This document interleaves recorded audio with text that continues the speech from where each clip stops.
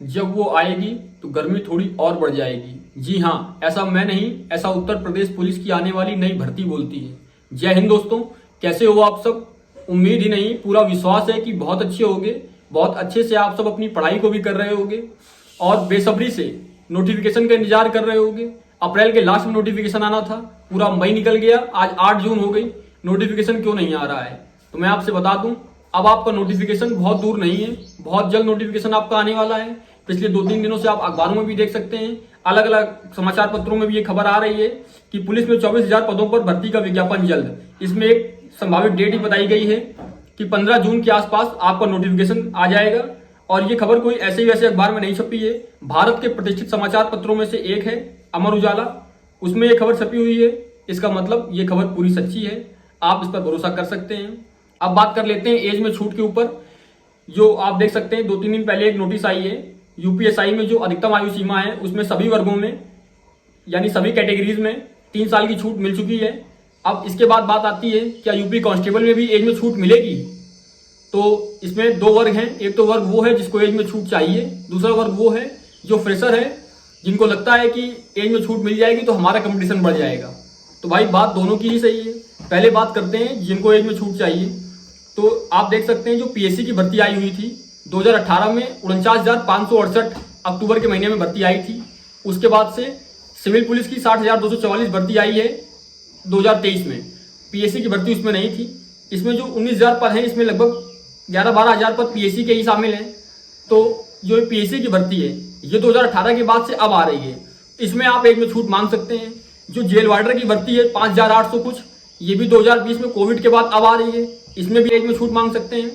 तो आप देख सकते हैं आज 8 जून है, आज बहुत सारे लोग अपने नियरेस्ट एमपी एमएलए के पास जा रहे हैं। आपके नज़दीक में आपका विधायक हो, आपके नज़दीक में आपका सांसद हो, आप उनके पास जाइए, उनको लेटर लिख करके उनको ज्ञापन दीजिए, उनसे प्रार्थना करिए कि सर ऐसी ऐसी बात है, उनको पूरा समझाइए। उसके बाद इतना ही आप कर सकते हैं, इससे ज़्यादा कुछ कर भी नहीं सकते हैं। एज में छूट मिल जाएगी तो बहुत अच्छा है, आपका ही भला हो जाएगा। बात करते हैं जो भी मेरे भाई बहन तैयारी कर रहे हैं, जो फ्रेशर हैं, जिनको लगता है एज में छूट मिलेगी तो हमारा कंपटीशन बढ़ रहा है। तो भाई मैं एक बात आपसे बताऊं, दिसंबर 2023 के महीने में यूपी पुलिस 60,244 भर्ती का नोटिफिकेशन आता है और वो जो भर्ती आ रही होती है वो भी लगभग 5 साल के बाद आ रही होती है। उसमें जो नोटिफिकेशन जब आया तो एज में छूट नहीं दी गई, जो नॉर्मल एज होती है वही ली गई। उसमें काफ़ी सारे लोगों ने ट्विटर कैंपेन किया, काफ़ी लोगों ने तो धरना दिए, प्रोटेस्ट किया। उस समय काफ़ी लोगों के ऊपर मुकदमा भी लिखे गए, काफ़ी लोग अरेस्ट भी किए गए।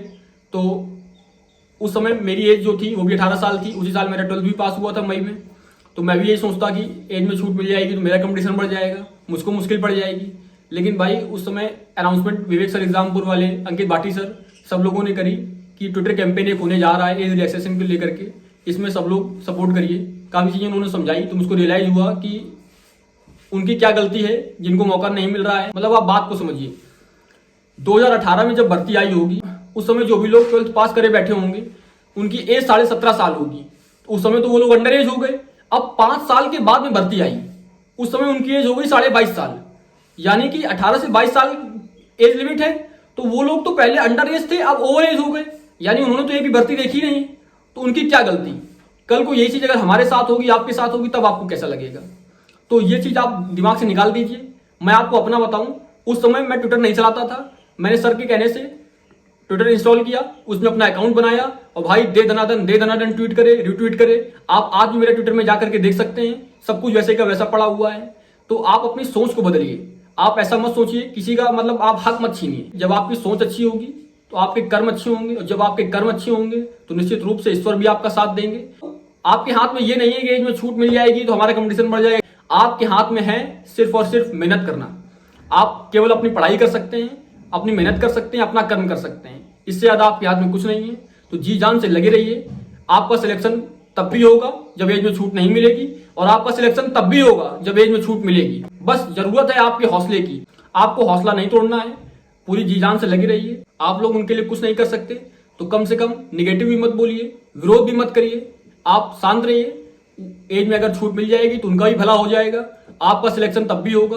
क्योंकि आप खुद सोचिए कि 26-27 साल वाले से ज्यादा कैलिबर 21-22 साल वाले में होता है।